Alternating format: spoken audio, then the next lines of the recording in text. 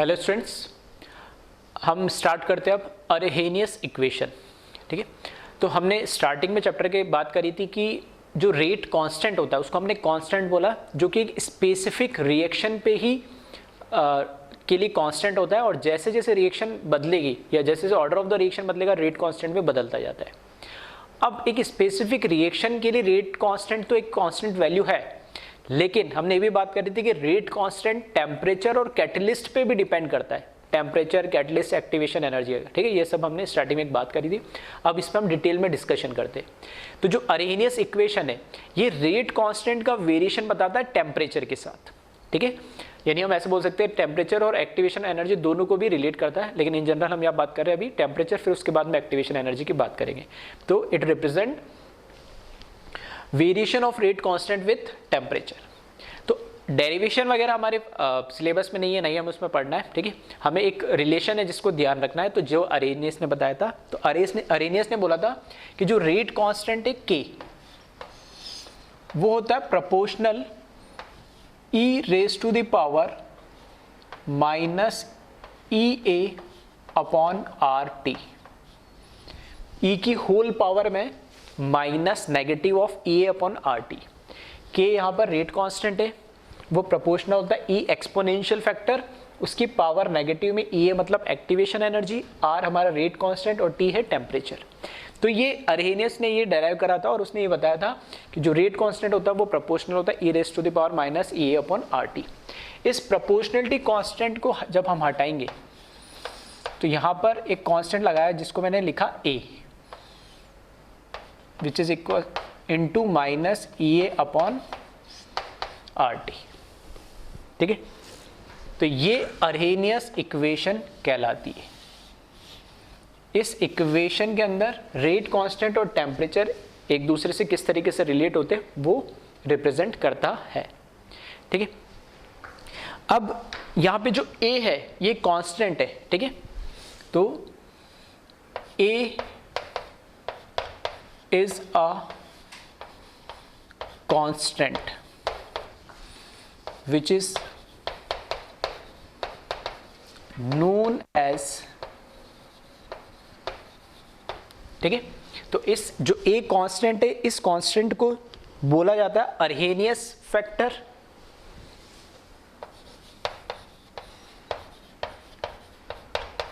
Arrhenius factor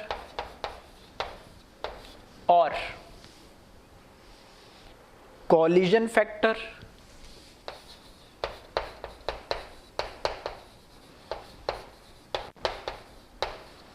और, ठीक है, फ्रीक्वेंसी फैक्टर,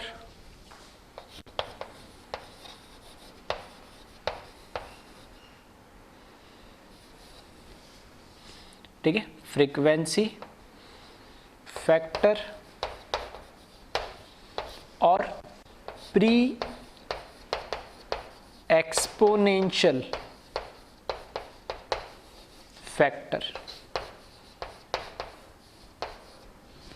ठीक है, तो यहाँ पे जो के है रेट कांस्टेंट है, बहुत 4 नाम अलग अलग नाम लिख दिए, सारे लिख दिए, क्योंकि हो सकता है कई अलग अलग मटेरियल में अलग अलग बुक्स में अलग अलग नाम से इसको पुकारा जाता है। तो आप ठीक है कोशिश करें सारे नाम ध्यान रखने की। तो ए जो यहाँ पे कांस्टेंट हमने लगाया प्रोपोर्शनलिटी कांस्टेंट, उसको हमने अरहेनियस फैक्टर भी बोला है क्योंकि अरहेनियस इक्वेशन के अंदर यूज हो रहा है। इसको कॉलिजन फैक्टर भी बोला है, ठीक है, इसी को फ्रीक्वेंसी फैक्टर भी बोला और प्री एक्सपोनेंशियल फैक्टर भी बोला गया। ठीक है, तो ये 4 इसके अलग अलग नाम है, तो इसको ध्यान रखिएगा। हाँ, अब इस पे क्वेश्चंस और आगे हम बात करें किस तरह के होते हैं, तो इसको हम फर्दर इसको क्या कर सकते हैं, हम जो इक्वेशन है इसको मैंने नाम दे दिया इक्वेशन नंबर 1। तो टेकिंग लॉग या ln लिख देते, ठीक है, taking ln on both side in equation first. ठीक है, फर्स्ट इक्वेशन में बहुत साइड हम लॉग ले लो या ln ले लो, तो यहाँ पर आ जाएगा ln k which must be equals to ln यहाँ पर a इंटू ई की पावर माइनस ई ए अपॉन आर टी।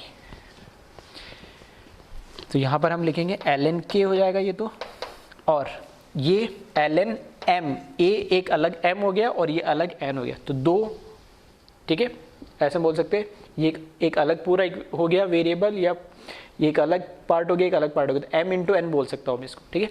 तो ln की प्रॉपर्टी या लॉग की प्रॉपर्टी में यूज़ कर रहा हूँ, ln a plus ln e की power minus e upon R T, ठीक है। फिर यहाँ पर ln k ln a, इसको तो एज इट इज़ लिखा, e की पावर ln e की पावर जो लिखा वो उसके क्या आ जाएगा, ln m raise to the power n होती है, तो m इंटू ln आ जाएगा, तो plus minus e upon R T into ln e। ध्यान रखना, मैं बार बार बोलता हूँ फिजिकल केमिस्ट्री में, ठीक है, फिजिकल केमिस्ट्री में ln का मतलब है कि इसका बेस e है और log का मतलब है जिसका बेस 10 है। तो अगर किसी का भी जो बेस हो और वही सामने उसका, ठीक है, नंबर लिखा हुआ, तो दोनों क्या हो जाते हैं, 1 हो जाते हैं। log 10 को हम 1 क्यों लिखते हैं, क्योंकि उसका बेस भी क्या है, 10 है। तो अगर मैं बोलता हूँ log 15 की वैल्यू बताओ और उसका बेस भी क्या है 15, तो 1 ही हो जाएगा, ठीक है। तो बेस और सामने वाला नंबर सेम होगा तो हमेशा 1 होगा, तो यहाँ पे ln e क्योंकि इसका बेस e है तो ये हो जाएगा 1। तो फाइनली इक्वेशन ये जो हो कन्वर्ट हो जाएगी, ln k equals to ln a minus e upon R T, सही है। इसको मैंने नाम दिया इक्वेशन नंबर 2, ठीक है, इसको मैंने नाम दिया इक्वेशन नंबर 2। और इसको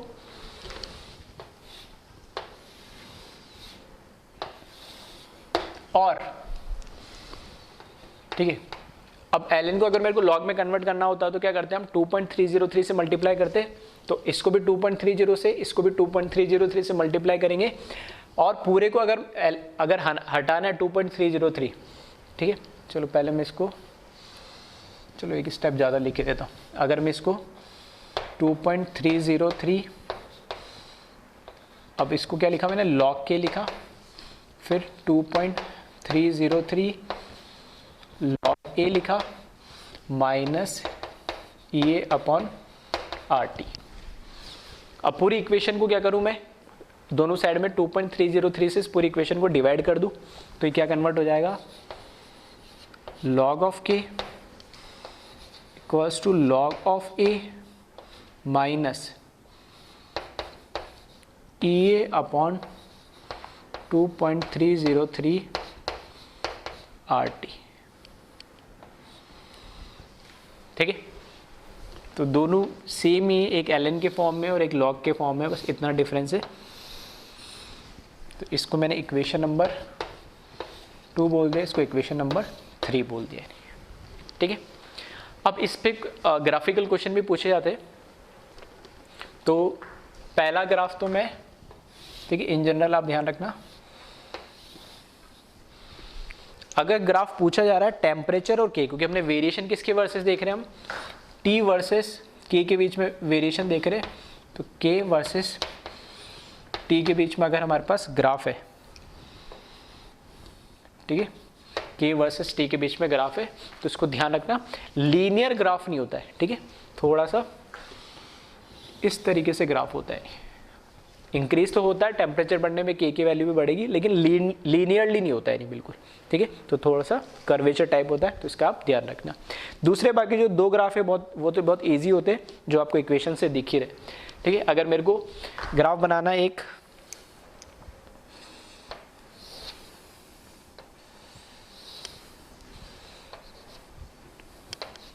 ग्राफ बना रहा हूं मैं ln के और 1/t के बीच में, ठीक है, ln के और 1/t के बीच में ग्राफ बना रहे। तो देखना, इसको किस में कन्वर्ट कर दूं, लाइन के इक्वेशन में कन्वर्ट कर दे आप, ठीक है। यहाँ पे मैं लिख देता हूँ, इसको मैं लिख रहा हूँ y एक्सिस पे लिखा ln के, तो इसको मैंने लिखा y is equals to ln a क्योंकि कांस्टेंट होता है, और तो ये हो जाएगा एक c माइनस 1/t, तो 1/t x एक्सिस पे, तो ये 1/t पूरा क्या हो जाएगा, x हो जाएगा, तो m इंटू एक्स, तो यहाँ पे ध्यान रखना x है 1/t और e माइनस, यानी माइनस इधर लगा ही लिया तो e अपॉन r क्या हो जाएगा, ठीक है, या इधर प्लस लगा दो सिंपल सा, माइनस e अपॉन r क्या हो जाएगा, उसका स्लोप आ जाएगा, मतलब नेगेटिव स्लोप आएगा। तो यहाँ से जो इसका कर्व ड्रॉ करोगे तो इंटरसेप्ट तो क्या होगा ln है, तो ln के पे कहीं ना कहीं यहाँ पर ln a की वैल्यू मिलेगी इंटरसेप्ट y एक्सिस पे, स्लोप नेगेटिव है तो कहाँ आएगा, इस तरीके से नीचे की तरफ आएगा। तो इसका जो स्लोप होगा माइनस e अपॉन r, सही है। तो एक ग्राफ ऐसा है। सिमिलरली ऐसा ग्राफ आप लॉग के फॉर्म में भी बना सकते हो, ठीक है, तो खुद से बना लेना।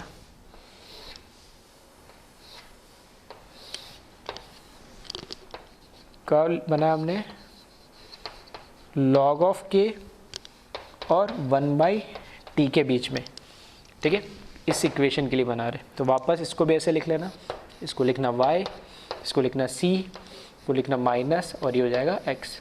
तो दोनों में डिफरेंस क्या आएगा, स्लोप का यहाँ पे 2.303 ऐड हो जाएगा।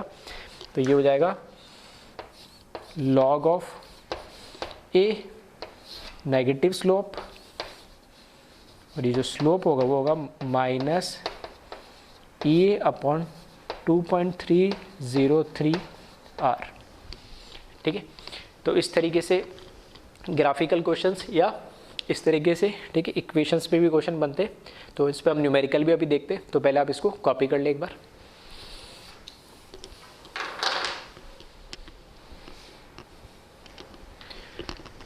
ठीक है, अब इस पे एक क्वेश्चन देखते हैं हम। Calculate maximum possible value of rate constant, ठीक है। तो ये क्वेश्चन तीन तरीके से, तीन अलग अलग लैंग्वेज में या तीन अलग अलग तरीके से पूछा जा सकता है, ठीक है, मतलब सबका एक ही है।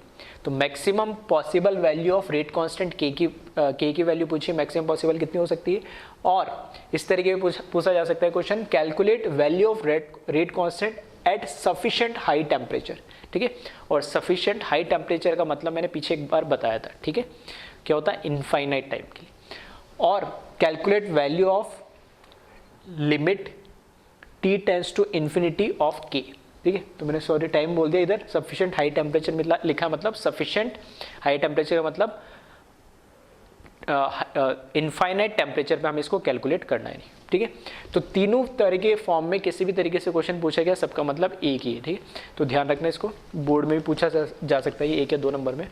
तो सिंपल सा क्वेश्चन है कि हमें जो दे रखा है limit t tends to infinity of k, ठीक है। तो थोड़ा बस बेसिक से मैथमेटिक्स है, ठीक है, इतना सब आता ही है। तो बस k की जगह मैं वैल्यू रख रहा हूँ, क्योंकि हमें पता है k क्या है, t tends to infinity. k की जगह क्या लिखूंगा, a into E raise to the power minus E A upon R T, ठीक है। तो मैंने क्या करा, k की जगह उसकी वैल्यू रख दी equals to a into E raise to the power minus a upon R T. अब t की वैल्यू कहाँ तक जा रही है, इन्फिनिटी, यानी मतलब t की जगह मुझे क्या रखना है, इन्फिनिटी रखना है। तो यहाँ मैंने रखा a इंटू माइनस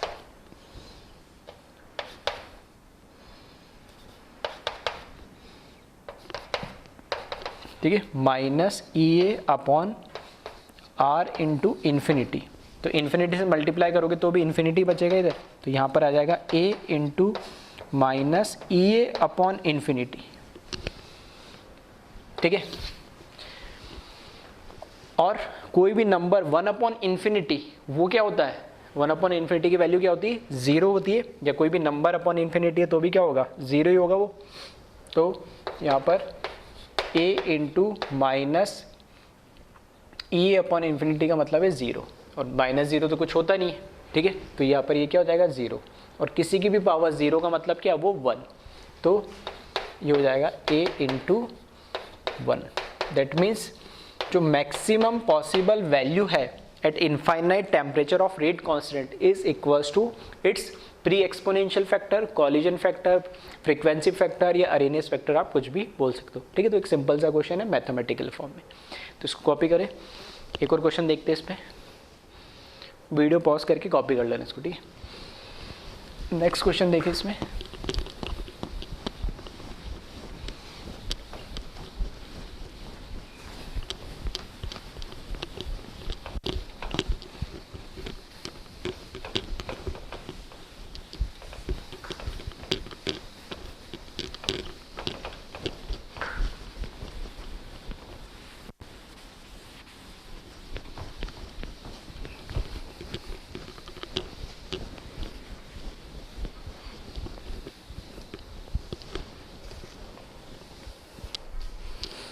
ठीक है, तो नेक्स्ट क्वेश्चन लिखिए इसमें, for a reaction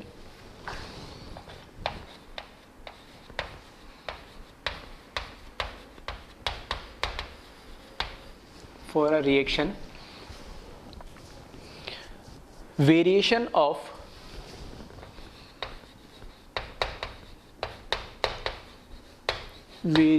of ln k is given by the equation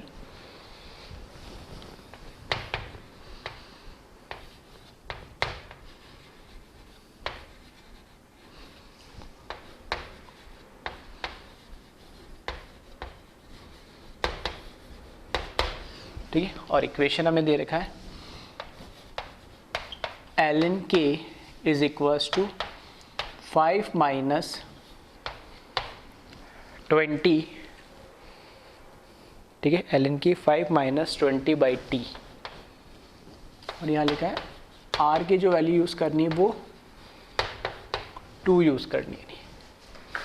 first part जो इसमें पूछा गया है वो है calculate activation energy, calculate short में ये लिख देता हूँ, एक्टिवेशन एनर्जी, ठीक है, of reaction in calorie, of reaction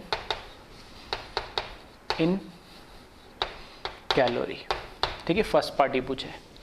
तो कैसे करें इसको कैलकुलेट, कुछ नहीं करना, सिंपल सा हमें जो पता है, ठीक है, हमें पता है ln के फॉर्म में हम कैसे लिख सकते हैं, ln k is equals to ln a, ठीक है, प्लस, ठीक है, ln k equals to ln a plus minus EA upon RT, या इसमें पहले से ही माइनस दे रखा है तो इसको माइनस ही रहने दो, ठीक है, तो ये माइनस EA अपॉन R, इसको इस तरीके से लिख देता हूँ, इंटू 1/t, सही है। तो इन दोनों को बस क्या करें, सिंपली कंपेयर कर लो। तो ln के सेम इधर यहाँ 5 लिखा है, तो ये किसके बराबर हो जाएगा, पूरे सिर्फ a के बराबर नहीं, पूरे ln a के बराबर, माइनस 1/t वो अलग लिख दिया, और 20 किसके बराबर होगा, EA अपॉन R के बराबर होगा, ठीक है। तो bye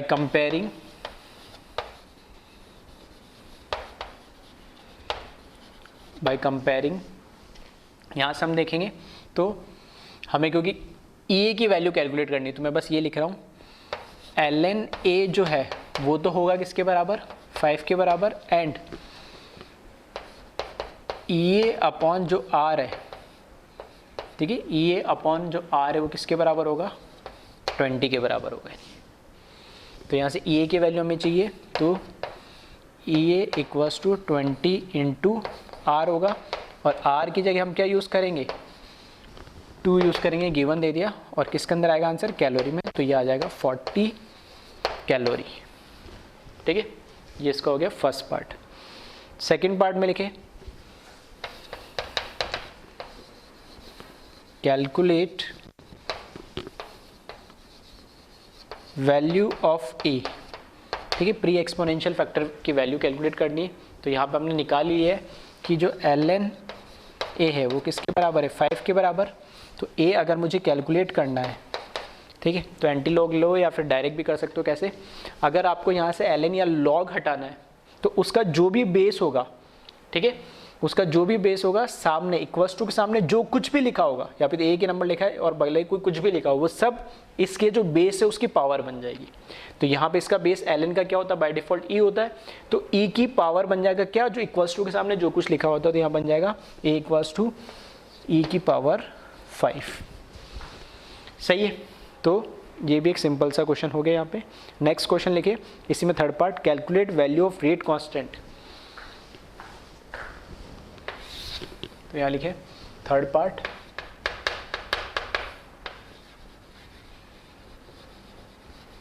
calculate value of rate constant eight -223 degree Celsius, ठीक है। तो एक बार खुद से सॉल्व करने की कोशिश करें इसको। हमें रेट कांस्टेंट की वैल्यू कैलकुलेट करनी है -223 डिग्री सेल्सियस पे यानी, ठीक है। अब रेट कांस्टेंट क्या है यहाँ पर, के यानी इसकी वैल्यू कैलकुलेट करनी। तो सिंपली क्या करो, कुछ नहीं, बस जो इक्वेशन दे रखी है हमें, तो यहाँ पे जो टेम्परेचर दे रखा है वो दे रखा है मुझे -223 डिग्री सेल्सियस। तो टेम्परेचर हमेशा फिजिकल केमिस्ट्री में किसमें, केल्विन में ही यूज़ करते हैं हम। तो -223 में प्लस कर दे क्या 273, तो वो क्या कितना हो जाएगा 50 केल्विन, ठीक है। तो टेम्परेचर मुझे पता लग गया। बस यहाँ पर जो इक्वेशन दे रखी ln k is equals to 5 - 20/T, तो ln k is equals to 5 - 20/50, तो 2/5 मतलब 0.4, तो ln k इक्वल्स टू 5 - 0.4, तो कितना आ जाएगा 4.6, तो इज इक्वल्स टू 4.6। वापस से अगर सिर्फ k की वैल्यू निकालनी है आपको, ठीक है, तो इसका बेस किस ऊपर क्या आ जाएगी, पावर आ जाएगी e की पावर 4.6, ठीक है। तो इस तरीके से एक तो direct k equals to a into e raise to the power minus e upon R T, और एक ln के फॉर्म में, ठीक है। दो फॉर्म में इस इक्वेशन को ध्यान रखना है, ठीक है। तो इस तरीके से न्यूमेरिकल पूछे जा सकते हैं और ग्राफिकल क्वेश्चन भी आ सकते हैं। तो ग्राफ मैंने डायरेक्ट बना दी, ठीक, तो इसको कॉपी करें।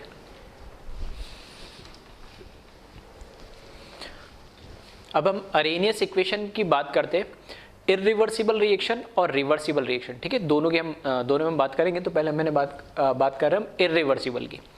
तो अगर मैं बोलता हूँ कोई भी लेट्स सी कोई भी इक्वेशन है, कोई भी केमिकल रिएक्शन है, तो उस स्पेसिफिक केमिकल रिएक्शन में मैंने मान लिया कि जो उसकी एक्टिवेशन एनर्जी वो फिक्स्ड है, ठीक है, उसको मैंने कांस्टेंट माना, और उसका जो अरेनियस फैक्टर है वो भी कांस्टेंट है।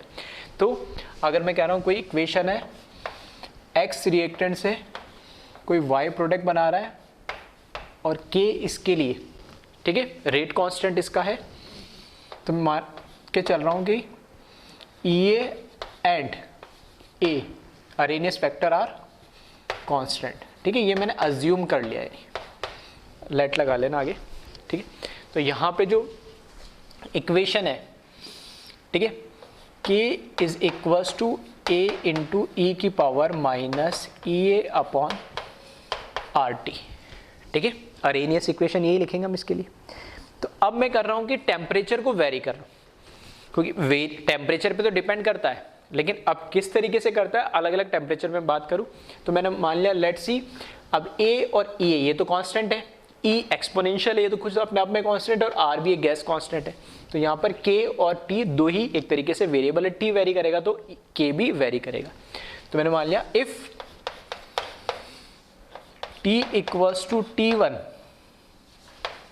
Then K becomes K1। तो इसके लिए यहाँ पे मैं k की जगह K1 रखा मैंने, a इंटू ई की पावर माइनस ई ए अपॉन आर T1, ठीक है। इसको नाम दिया मैंने इक्वेशन नंबर 1। तो T1 टेम्परेचर पे जो K1 की वैल्यू है वो ये होगी, and T equals to T2 पे K क्या हो जाएगा, K2 मैंने मान लिया, ठीक है।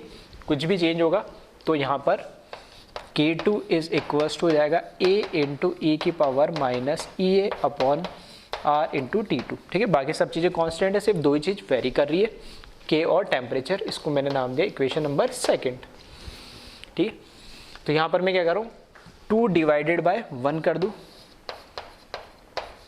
ठीक है। 2 को 1 से मैंने डिवाइड करा तो ये हो जाएगा K2 upon K1 which must be equals to A into ई की power minus E A upon R T2 upon A into minus E A upon R T1। तो A तो कांस्टेंट है, तो A से A तो क्या हो जाएगा, कैंसिल हो जाएगा ये, ठीक है। फिर यहाँ पर बचेगा K2 upon K1 is equals to e की पावर, ठीक है, डायरेक्ट लिख रहा हूँ, यहाँ पे भी बेस ई है, यहाँ पे भी बेस ई है, तो इसको ऊपर ले जाएंगे तो क्या हो जाएगा, पॉजिटिव हो जाएगा। पॉजिटिव हो जाएगा तो यहाँ पर minus EA upon R T2 plus EA upon R T1, ये पूरी E की पावर है ये, ठीक है। तो ये तो एज इट इज़ है और बेस सेम है तो पावर क्या हो जाएगी, ऐड हो जाएगी, तो ऊपर जाके प्लस हो गया तो प्लस आ गया इधर। इसमें देखो EA और R दोनों क्या ले सकते हैं, कॉमन ले सकते हैं, और 1/T2 माइनस हो जाएगा, माइनस 1/T2, और ये 1/T1 प्लस हो जाएगा। तो इसको मैं इस तरीके से लिख रहा हूँ, K2/K1 is equals to EA upon R, ये तो ले लिया मैंने कॉमन दोनों में से, और यहाँ लिख दिया मैंने 1/T1 माइनस 1/T2, ठीक है। 1/T1 माइनस 1/T2 मैंने कर दिया।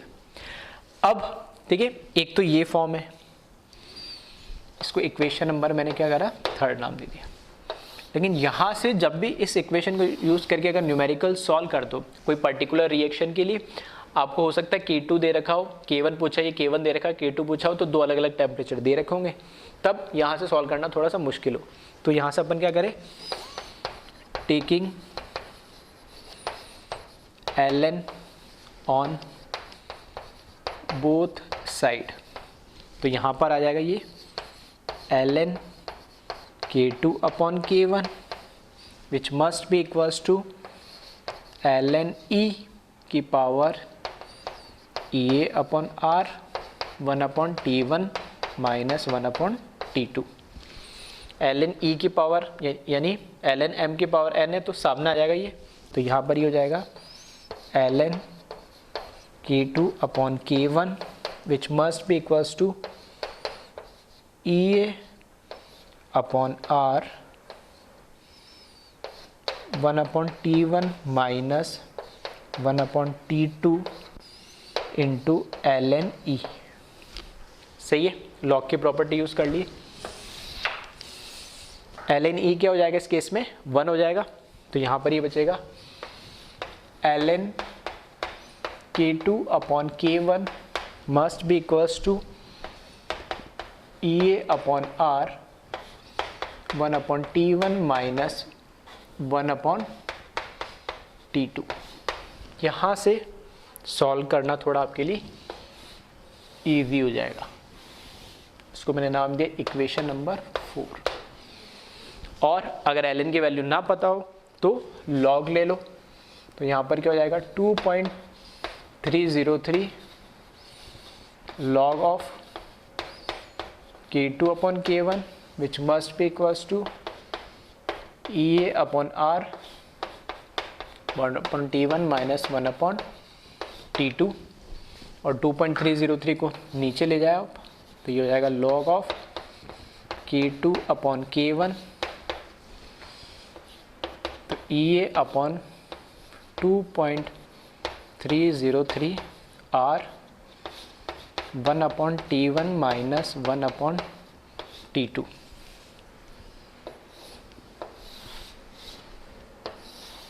ठीक है, इसको नाम दे दिया मैंने इक्वेशन नंबर 5।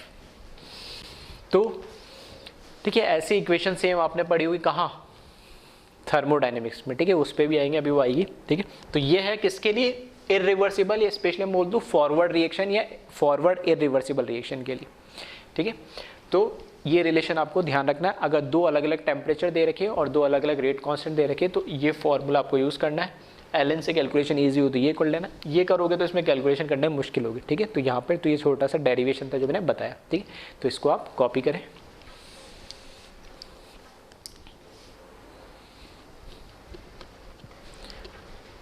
जैसे हमने इरिवर्सिबल रिएक्शन के लिए देखा था, उसी तरीके से हम रिवर्सिबल रिएक्शन के लिए देखते हैं। ठीक है, तो रिवर्सिबल रिएक्शन में हमें पता है एक के नहीं होगा, फॉरवर्ड डायरेक्शन के लिए KF, बैकवर्ड डायरेक्शन के लिए KB, जैसे हम इक्विलिब्रियम में पढ़ते हैं बिल्कुल वैसा ही। ठीक है, तो अगर मैं बोलता हूँ,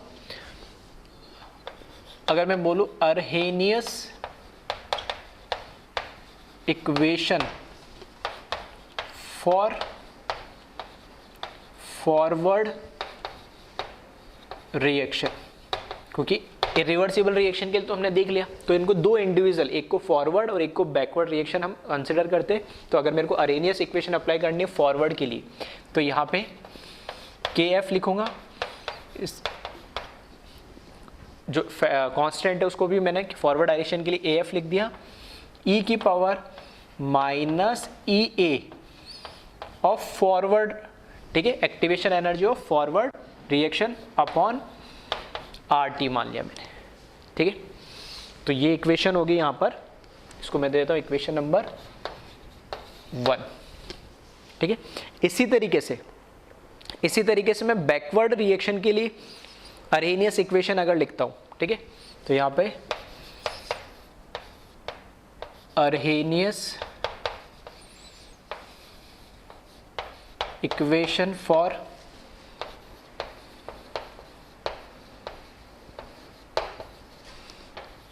बैकवर्ड रिएक्शन, तो ये हो जाएगा KB equals to AB into E की पावर माइनस EA, और इसको B नाम दे दिया क्योंकि ये बैकवर्ड रिएक्शन के लिए है, ठीक है। तो जैसे हमने ग्राफ से भी देखा था, फॉरवर्ड रिएक्शन के लिए एक्टिवेशन एनर्जी और बैकवर्ड रिएक्शन के लिए एक्टिवेशन एनर्जी अलग अलग होती, इसलिए यहाँ पे मैंने फॉरवर्ड और बैकवर्ड अलग अलग करा। अभी टेम्परेचर में सेम मान के जा रहा हूँ, तो मैंने टेम्परेचर T ही रखा है, ठीक है। तो यहाँ पर मैंने क्या करा, जो दो इक्वेशन फर्स्ट और सेकंड KF और KB, ठीक है, तो मैं क्या कर रहा हूँ 1 को 2 से डिवाइड कर दे रहा हूँ। इक्वेशन 1 को मैंने डिवाइड करा 2 से, तो ये बन जाएगा KF divided by KB which is equals to AF into E की power minus EA F divided by RT upon में AB into minus EA upon B, ये RT। अब थोड़ा सा, ठीक है, हम केमिकल इक्विलिब्रियम में पढ़ चुके कि जो KF अपॉन KB होता है, इसी को तो हम क्या लिखते हैं, K इक्विलिब्रियम लिखते हैं, कैपिटल K, ठीक है। तो यहाँ पर ये कैपिटल K इक्विलिब्रियम के बराबर हो जाएगा क्या, KF अपॉन KB, और इसको सॉल्व करेंगे। AF अपॉन AB को मैं क्या कर देता हूँ, A इक्विलिब्रियम मान लेता हूँ, दोनों इक्विलिब्रियम का, जैसे KF upon KB K equilibrium होता है, वैसे इन दोनों कांस्टेंट को मैंने कंबाइन ली, A इक्विलिब्रियम मान लिया। यहाँ से देखें तो ये ऊपर जाएगा क्योंकि बेस ये दोनों का सेम है, तो RT तो क्या है सेम, और EF, और ऊपर जाएगा तो ये हो जाएगा प्लस। तो देखना, इसको मैंने इस तरीके से लिखा, E की power minus EA forward upon RT plus EA backward upon RT, और ये पूरा ब्रैकेट में, दोनों में से 1 अपॉन RT क्या आ जाएगा, कॉमन आ जाएगा, ठीक है। और चाहो तो नेगेटिव भी क्या करो, कॉमन ले लो, ठीक है। नेगेटिव की कॉमन ले रहा हूँ तो अभी समझ में आ जाएगा इस इक्वेशन से नेगेटिव कॉमन लेने का रीज़न, नेगेटिव कॉमन ले लेना। और ठीक है, इसको मैं लिख रहा हूँ K इक्विलिब्रियम, ठीक है। अब इसको जगह में डायरेक्ट अब K इक्विलिब्रियम लिख रहा हूँ, है ना, is equals to A equilibrium, combinedly एक नया कांस्टेंट मैंने बना दिया, और E की पावर नेगेटिव 1 अपॉन RT, तो RT नीचे आ जाएगा, नेगेटिव यहां से लेंगे तो ये क्या बचेगा, activation energy of forward minus activation energy of backward, ठीक है। बस अब थोड़ा सा याद करना, अभी हमने जो लास्ट लेक्चर में पढ़ा था क्या, एक्टिवेशन एनर्जी, वहां हमने इक्वेशन डायरेक्ट गई थी कि activation of forward minus activation energy of backward, उसी को हम क्या लिखते हैं, enthalpy of reaction which is equals to delta H, ठीक है। तो चाहो तो नोट्स या लास्ट लेक्चर में देख लेना, EF minus EAB, activation energy of forward reaction minus activation energy of backward reaction, इस must be equals to enthalpy of reaction that is delta H। तो मैं वही लिख रहा हूँ, K equilibrium is equals to EA constant equilibrium minus, इसकी जगह मैंने लिखा delta H upon R T. ठीक है, ये इक्वेशन है मेरे लिए थर्ड।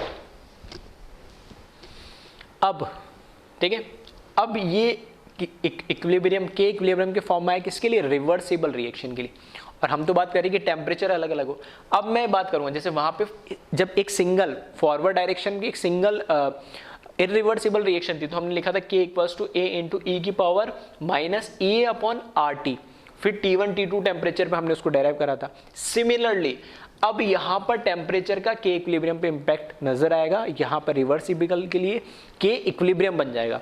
तो फॉर अ पर्टिकुलर रिएक्शन, ठीक है, इस पर्टिकुलर रिएक्शन के लिए if delta H and A are constant, ठीक है, if delta H and A equilibrium are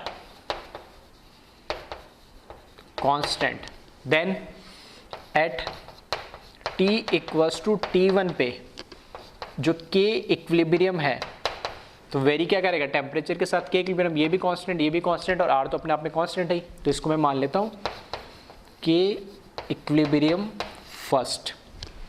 तो यहाँ पर मैं लिखूँगा K equilibrium first must be equals to A equilibrium into e की power minus delta H upon R T1।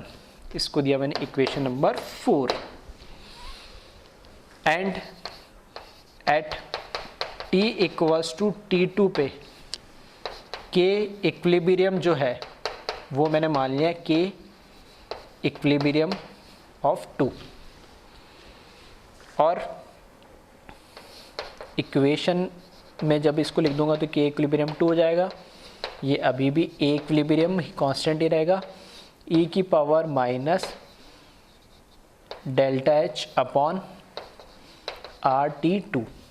ये हो गई इक्वेशन नंबर 5। ठीक है, मतलब जो काम हमने पिछले रिएक्शन में, रिवर्सिबल रिएक्शन में यहाँ से स्टार्ट करा था, ठीक है, मतलब यहाँ से स्टार्ट हुआ था हमारा, क्योंकि वहाँ पे डायरेक्ट K मिल गया था। अब की बार हमें थोड़ा सा ही K इक्विलिब्रियम लेकर आना पड़ा, फॉरवर्ड अपन बैकवर्ड कोई रिवर्सिबल था, और यहाँ से आगे सेम काम कर रहे जो हमने पिछले इरिवर्सिबल के लिए करा था। तो फिर यहाँ क्या करो, 5 डिवाइडेड बाई 4 कर दो। 5 डिवाइडेड बाई 4 जब करोगे तो यहाँ हो जाएगा K equilibrium 2 divided by K equilibrium 1। ठीक है, तो A इक्विलिब्रियम से A इक्विलिब्रियम तो क्या हो जाएगा? कैंसिल हो जाएगा। एक बार मैंने लिख दिया, और यहाँ पर आ जाएगा e की power minus delta H upon R T2 upon e की power minus delta H upon R T1। ठीक है, तो ये दोनों तो हो गए कैंसिल, और यहाँ पर आ जाएगा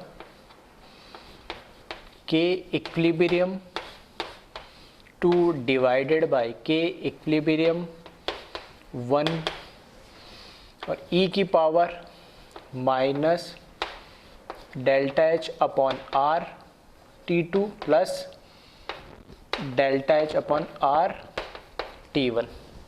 ठीक है, फिर यहाँ पे डेल्टा H अपॉन आर दोनों क्या आ जाएंगे? कॉमन आ जाएंगे। तो यहाँ पर मैं लिख दूंगा K equilibrium 2 upon K equilibrium 1 e की पावर, ठीक है, डेल्टा H अपॉन आर तो कॉमन है, और 1 upon T1 minus 1 upon T2 आ जाएगा। ठीक है, सेम उसी तरह की इक्वेशन आ गई। बस क्या करो, सिंप्लीफाई करने के लिए आप क्या करो, ln या log ले लेना। ठीक है, तो यहाँ पे मैं ln के फॉर्म में लिख रहा हूँ, जगह नहीं तो log के फॉर्म में तुम लिख लेना। ln जब लेंगे तो ln हो जाएगा ये, और यहाँ पर हो जाएगा K equilibrium 2 upon K equilibrium 1। ठीक है, ln लोगे तो ये सारी चीज़ सामने आ जाएगी, और ln e क्योंकि उसका बेस भी होता है तो वो हो जाएगा 1। तो मैं डायरेक्ट लिख रहा हूँ डेल्टा H अपॉन आर और 1 अपॉन T1 माइनस 1/T2। तो न्यूमेरिकल में आपको ये इक्वेशन जो लास्ट आई है, ठीक है, इस इक्वेशन को मैं नाम दे देता हूँ 6 और इसको नाम दी मैंने 7। और चाहो तो एक इक्वेशन और बना लेना, ln की जगह log लिखोगे तो delta H upon 2.303 R 1/T1 minus 1/T2। ऐसी रिएक्शन हम कहाँ थर्मोडाइनमिक्स में भी हम पढ़ चुके, ठीक है। तो ये वही इक्वेशन है। तो ध्यान रखना, इरिवर्सिबल और रिवर्सिबल में फ़र्क क्या आ जाएगा। जब इरिवर्सिबल होगी तो डेल्टा एच की जगह क्या आएगा, ई आएगा और यहाँ पर सिंपल के आएगा। और रिवर्सिबल आएगी तो ई ए की जगह क्या आ जाएगा, एंथैल्पी आ जाएगा डेल्टा एच और यहाँ पर के इक्विलिब्रियम आ जाएगा, ठीक है। तो इसको एक बार नोट करें, एक न्यूमेरिकल करते हैं छोटा सा इस पे।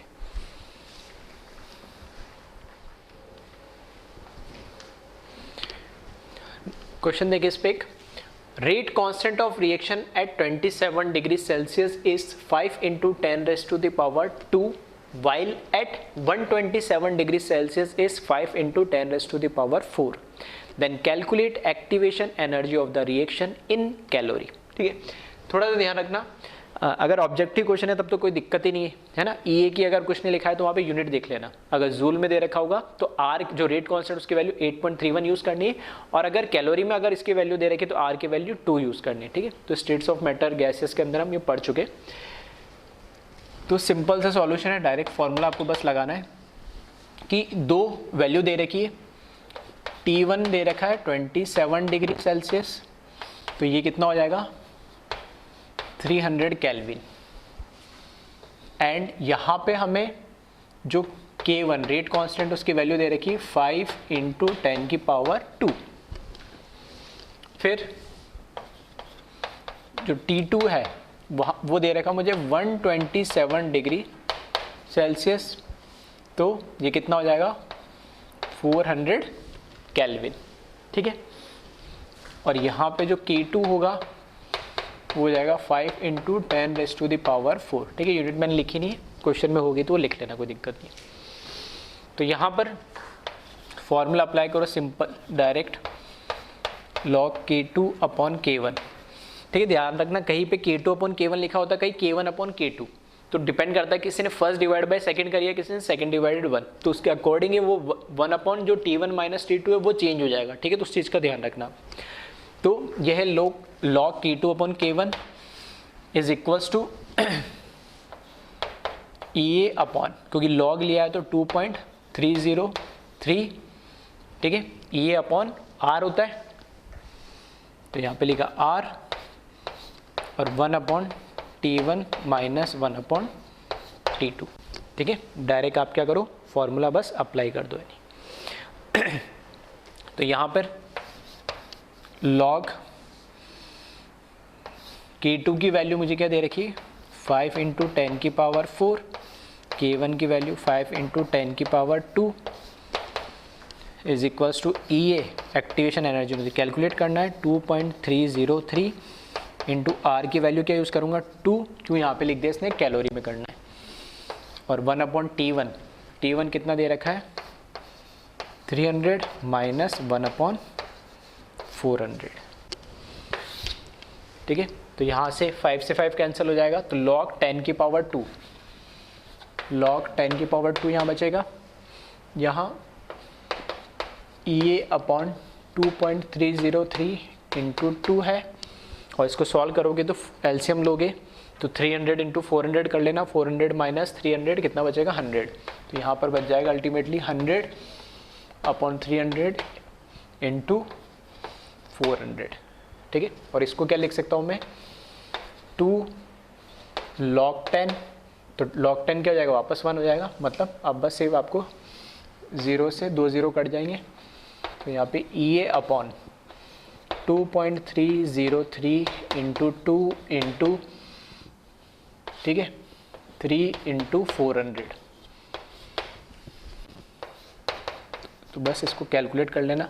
तो EA equals to cross multiply करोगे log 10 हो जाएगा 1, और ये हो जाएगा 2 × 3 × 2.303 इंटू 400, आंसर किस में आ जाएगा कैलोरी में, तो कैलकुलेट करके जो आ रहा है आंसर लिख लेना है। ठीक है। तो फॉर्मूला आपको याद है, चीज़ आपको सिंपल से पता है, तो डायरेक्ट बहुत सिंपल क्वेश्चन इस पे आता है, ठीक है। तो कॉपी करें इसको।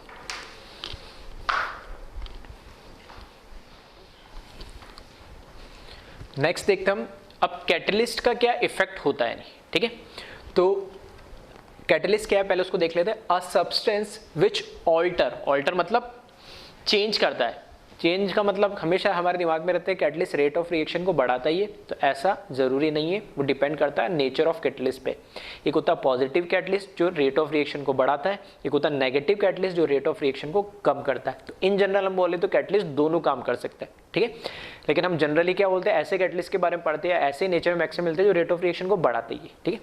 तो यहाँ पे इसलिए मैंने इन जनरल लिखा, a substance which alter the rate of reaction is known as catalyst and the phenomena of changing rate of reaction by using catalyst is known as catalysis, ठीक है। सेम ऐसे रिएक्शन आपको surface chemistry में पढ़ने को मिलेगी, ठीक है। तो कुछ पॉइंट्स यहाँ पे आपको हम ऑलरेडी यहाँ पे डिस्कस कर लेते हैं, वहाँ थ्योरेटिकली पढ़ोगे, एग्जाम्पल्स पढ़ोगे मैक्सिमम, या हम थोड़ा, ठीक है, इसके मैथमेटिकल एक्सप्रेशन पे भी आएंगे।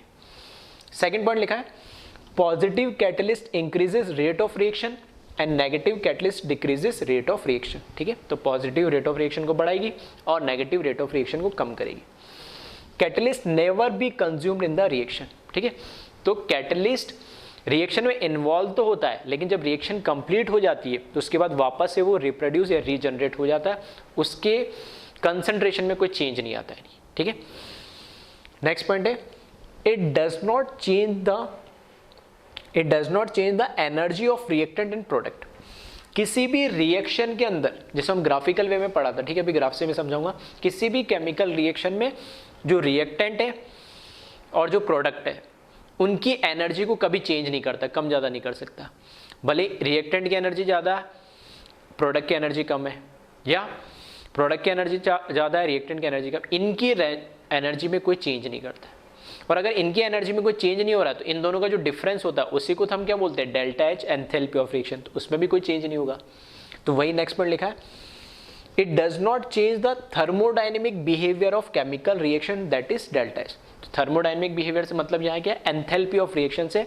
तो अगर रिएक्टेंट की एनर्जी और प्रोडक्ट की एनर्जी कोई चेंज नहीं करेगा, वेरिएशन नहीं होगा, वो सेम रहेगी, तो ऑब्वियस ये बात उन दोनों का डिफरेंस ही तो क्या होता है एनर्जी का, delta H, enthalpy of reaction, वो भी क्या रहेगी, सेम ही रहेगी। लास्ट पॉइंट देखिए, ये भी एक इंपॉर्टेंट पॉइंट है, it provide alternative path to the reaction in which threshold energy changes that is ET, due to which EA that is activation energy changes, as a result rate of reaction changes. तो किस तरीके से rate of reaction, तो actual में catalyst करता क्या है, तो कैटलिस्ट का मेन काम आता है कि एक ऑल्टरनेटिव पाथ देता है। हमने ग्राफ पढ़ा था, ठीक है, किसका, एक्टिवेशन एनर्जी का, कि रिएक्टेंट है उसको एक मिनिमम एनर्जी चाहिए होती है जिसको हम बोलते हैं थ्रेशोल्ड एनर्जी। उस एनर्जी बैरियर को जब वो क्रॉस करेगा तब वो प्रोडक्ट बनेगा। तो वो क्या करता है, रिएक्टेंट और प्रोडक्ट की इनकी एनर्जी को तो चेंज नहीं करता, जो यहाँ पे हमारे पास थ्रेशोल्ड एनर्जी होती उसको कम या ज़्यादा कर देता है, डिपेंड करता है नेचर पे। पॉजिटिव है तो कम कर देगा, नेगेटिव है तो ज़्यादा कर देगा। अगर पॉजिटिव कैटलिस्ट है तो थ्रेशोल्ड एनर्जी को कम करेगा, तो एनर्जी बैरियर कम हो गया। तो अब इसको यहाँ से पहले यहाँ तक जाना पड़ रहा था, अब कहाँ से, रिएक्टेंट को यहाँ से यही आना है, तो इसमें एनर्जी कम चाहिए होगी, तो रेट ऑफ रिएक्शन, ठीक है, रेट ऑफ रिएक्शन बढ़ जाएगी। और जब थ्रेशोल्ड एनर्जी में चेंज आया तो एक्टिवेशन एनर्जी में भी चेंज आ जाएगा। क्यों, क्योंकि एक्टिवेशन एनर्जी क्या है, energy of reactant minus threshold energy का डिफरेंस ही तो है, मतलब थ्रेशोल्ड और एक्टिवेशन रिएक्टेंट की एनर्जी का डिफरेंस है। तो थ्रेशोल्ड की एनर्जी में वेरिएशन आ रहा है तो ऑब्वियस ये बात है एक्टिवेशन एनर्जी में वेरिएशन आएगा। तो पॉजिटिव कैटलिस्ट होगा तो थ्रेशोल्ड एनर्जी कम करेगा, थ्रेशोल्ड एनर्जी कम करेगा तो एक्टिवेशन एनर्जी भी कम होगी, एक्टिवेशन एनर्जी कम होगी तो ऑब्वियस ये बात है रेट ऑफ रिएक्शन बढ़ेगी। वाइस वर्सा, अगर नेगेटिव कैटलिस्ट होगा तो थ्रेशोल्ड एनर्जी को बढ़ा देगा, थ्रेशोल्ड एनर्जी बढ़ेगी तो एक्टिवेशन एनर्जी भी क्या हो जाएगी, बढ़ जाएगी, एक्टिवेशन एनर्जी बढ़ जाएगी तो रेट ऑफ रिएक्शन क्या हो जाएगी, स्लो हो जाएगी। ठीक है, तो इन पॉइंट्स को आप कॉपी करें, फिर हम इसको ग्राफ में इसको समझाता हूं। यानी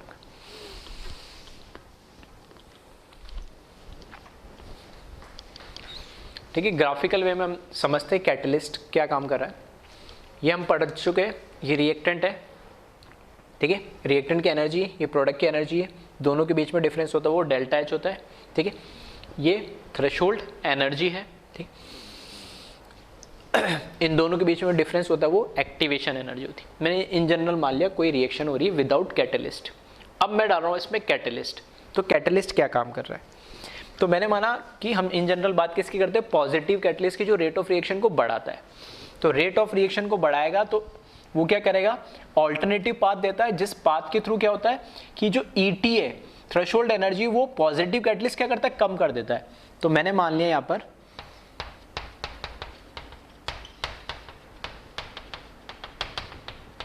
ये वो ऑल्टरनेटिव पाथ है जिसके थ्रू ये रिएक्शन हो रही है। तो अब यहां पर क्या है, नया थ्रेशोल्ड एनर्जी मिल गई, और वो क्या है, इसको, ठीक है,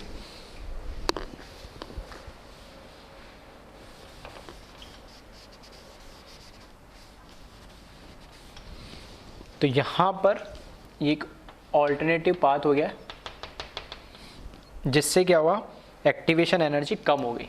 तो ये जो नई एक्टिवेशन एनर्जी, पुरानी ET है, तो इसको मैंने मान लिया ET डैश माना है, ठीक है। तो ये है पॉजिटिव कैटलिस्ट ने क्या करा, थ्रेशोल्ड एनर्जी कम कर दी।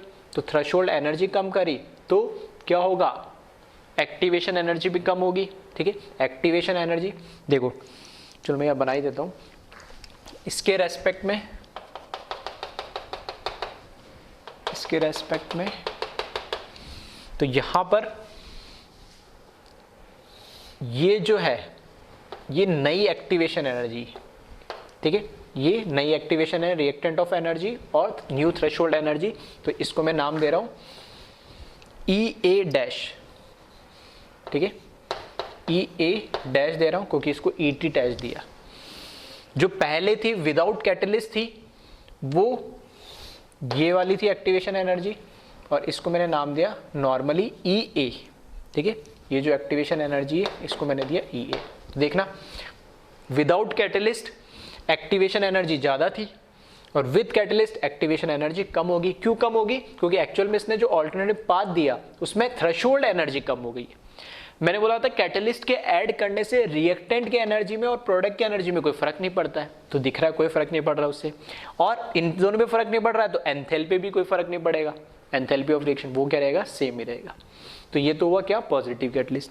अगर हमारे पास क्या होता, नेगेटिव कैटलिस्ट होता, तो नेगेटिव कैटलिस्ट क्या करता, थ्रेशोल्ड एनर्जी को बढ़ा देता,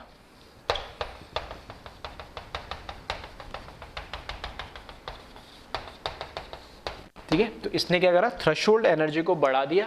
तो अब जो नई थ्रेशोल्ड एनर्जी मिली वो ET डबल डैश कर दिया मैंने उसको। थ्रेशोल्ड एनर्जी बढ़ी है तो देखना क्या एक्टिवेशन एनर्जी भी क्या हो जाएगी, बढ़ जाएगी क्या। तो ये नई एक्टिवेशन एनर्जी है, और इसको मैंने नाम दिया EA डबल डैश, सही है। तो वापस थ्रेशोल्ड एनर्जी चेंज हुई तो एक्टिवेशन एनर्जी चेंज हुई, एक्टिवेशन एनर्जी चेंज हुई तो रेट ऑफ रिएक्शन क्या हो जाएगी, कम हो जाएगी। तो यहाँ पर ध्यान रखना, ये जो है, ठीक है, यहाँ पर ये है, इसको लिख देता हूँ, ये वाला जो कर्व है ये है नेगेटिव कैटलिस्ट के लिए, ये है विदाउट कैटलिस्ट के लिए, और ये जो है ये है पॉजिटिव कैटलिस्ट के लिए, ठीक है। तो ग्राफिकल वे से हम इसको इजीली इस तरीके से समझ सकते हैं। तो ये तो हुआ ग्राफिकल पॉइंट ऑफ व्यू से। न्यूमेरिकली अगर हम इसको समझे मैथमेटिकली, तो देखें इक्वेशन वही यूज कर रहे हैं, अर्हेनियस इक्वेशन।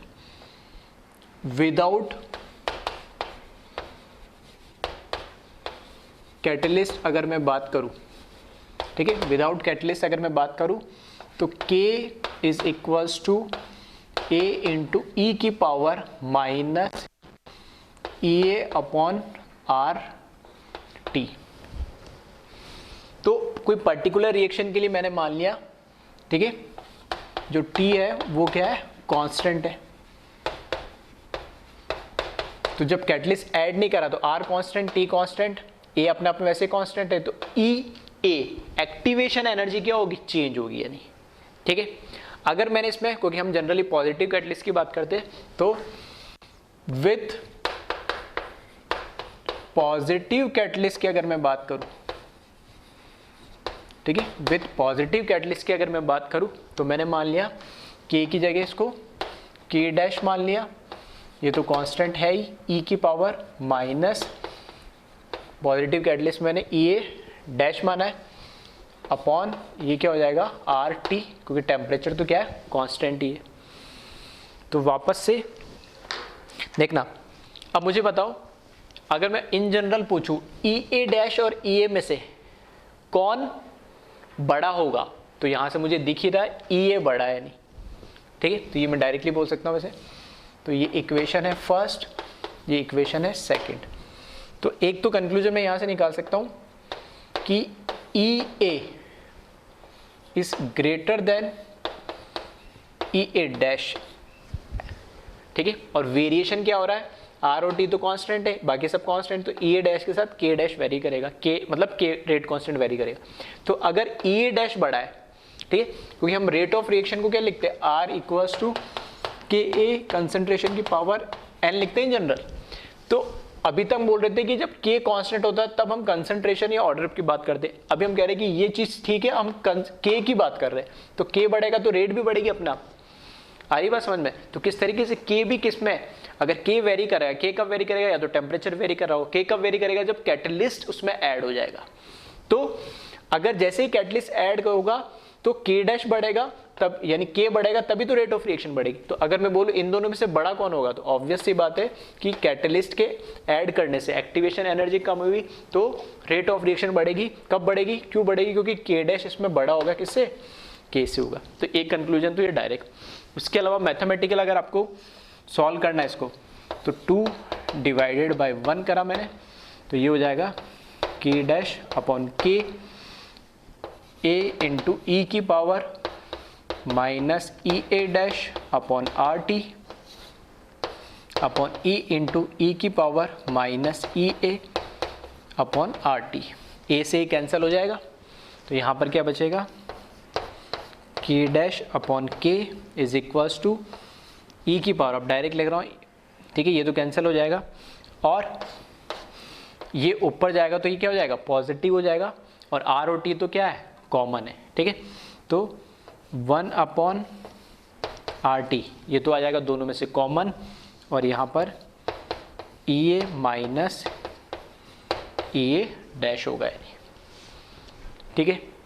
और इसमें क्या करो, फिर से लॉग ले लो, तो यहाँ से ln K dash upon K equals to 1 upon RT, और ऊपर क्या जाएगा, EA माइनस EA डैश, और ln लोगे तो ln E क्या हो जाएगा, 1 हो जाएगा, और लॉग में कन्वर्ट करना है तो लॉग कर लो, तो ये हो जाएगा log K dash upon K EA minus EA dash और 2.30, इधर जो 2.303 आएगा उसको मैं नीचे मल्टीप्लाई कर दिया, 303 इंटू RT। तो ये न्यूमेरिकल के अंदर आप इस फॉर्म को यूज़ कर सकते हैं, ठीक है। तो मैथमेटिकल वे में भी हमने देख लिया किस तरीके से K चेंज होने का मतलब ही क्या है, रेट चेंज होना, और K कैसे एक्टिवेशन एनर्जी पे डिपेंड करेगी, कब, जब टेम्परेचर कांस्टेंट है। तो एक बार में एक ही वेरिएबल को हम वेरी कराएंगे, अगर टेम्परेचर को कांस्टेंट रखा तो एक्टिवेशन एनर्जी का फॉर्मूला लगा देंगे, और अगर एक्टिवेशन एनर्जी कांस्टेंट रखा तो टेम्परेचर का वेरिएशन वाला फॉर्मूला लगा देंगे, दोनों इस तरीके से हो जाएगी, ठीक है। इसको कॉपी करें, एक न्यूमेरिकल और देख लेते हैं इस पर।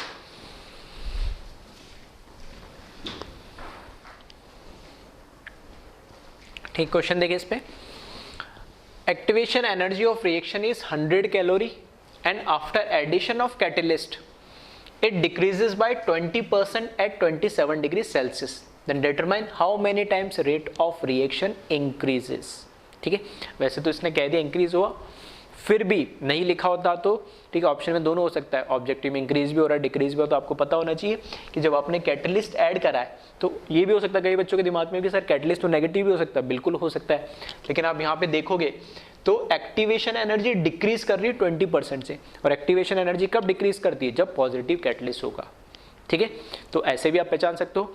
और रेट ऑफ रिएक्शन इंक्रीज हो रहा है डिक्रीज हो रहा है, ठीक है, नहीं भी लिखा हो तो तुम्हें पता होना चाहिए एक्टिवेशन एनर्जी कम हो रही है तो रेट ऑफ रिएक्शन तो बढ़ेगी ही बढ़ेगी, ठीक है।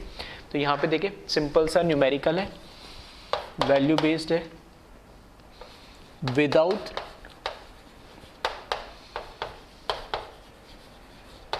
कैटलिस्ट जो एक्टिवेशन एनर्जी है वो है 100 कैलोरी,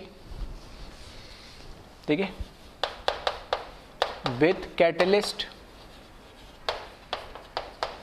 एक्टिवेशन एनर्जी को मैंने ई डैश मान लिया है, और इसने बोला 20% से डिक्रीज हुआ, तो 100 का 20% कम हो जाएगा तो कितना बचेगा 80, ठीक है, मैंने डायरेक्ट लिख दिया।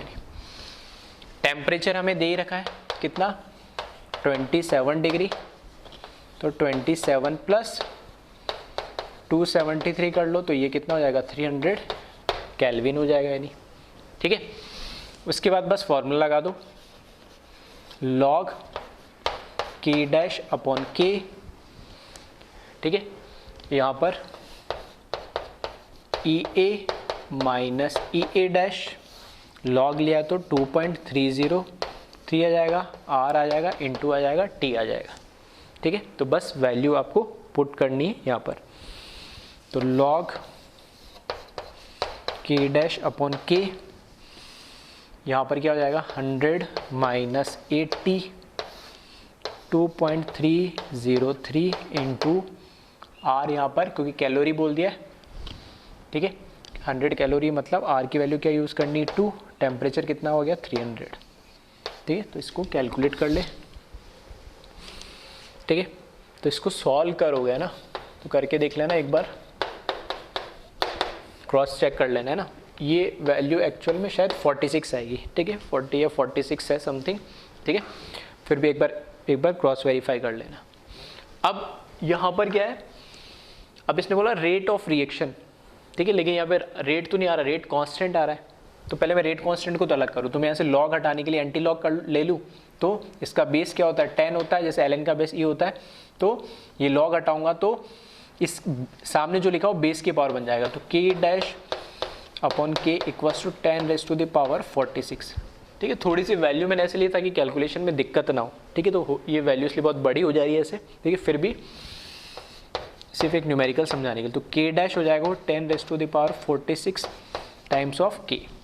अब देखो यहाँ पर मैं बोल सकता हूँ 10 raise to the power 46 time rate of reaction बढ़ जा रही है, लेकिन बोलेंगे सर ये तो रेट कांस्टेंट बढ़ रहा है, बिल्कुल सही है रेट कांस्टेंट बढ़ रहा है, लेकिन जो अभी मैंने बताई थी चीज़, ठीक है, क्या बताई थी मैंने कि रेट ऑफ रिएक्शन हम कैसे लिखते हैं, k इक्वल्स टू कंसंट्रेशन की पावर n। तो अगर कंसंट्रेशन ऑर्डर इसमें कोई चेंज नहीं आ रहा है, ये सेम है, तो k पे भी तो डिपेंड करेगा, और k किस पे डिपेंड करता है, टेम्परेचर पे भी डिपेंड करेगा और एक्टिवेशन एनर्जी पे डिपेंड करेगा, जो इस आज के लेक्चर में हमने यही डिस्कस करा है। तो अगर k बढ़ रहा है तो मैं ऐसे बोल सकता हूँ r is proportional to k, तो सेम चीज़ को मैं क्या लिख सकता हूँ यहाँ पे r डैश नई रेट ऑफ रिएक्शन इस 10 टू द पावर 46 ऑफ पुरानी रेट ऑफ रिएक्शन r, ठीक है। तो इस तरह के बहुत सिंपल से क्वेश्चन बनते हैं। तो आज के लेक्चर में हमने अर्हेनियस इक्वेशन और उससे रिलेटेड कैसे टेम्परेचर और एक्टिवेशन एनर्जी के साथ, ठीक है, हमारा रेट कांस्टेंट वेरी करता है, और रेट कांस्टेंट वेरी करने का मतलब फाइनली क्या वेरी कर रही है, हमारी रेट वेरी कर रही है। तो इसको कॉपी कर ले और एक बार फिर से लेक्चर को ध्यान से आप देख लेना।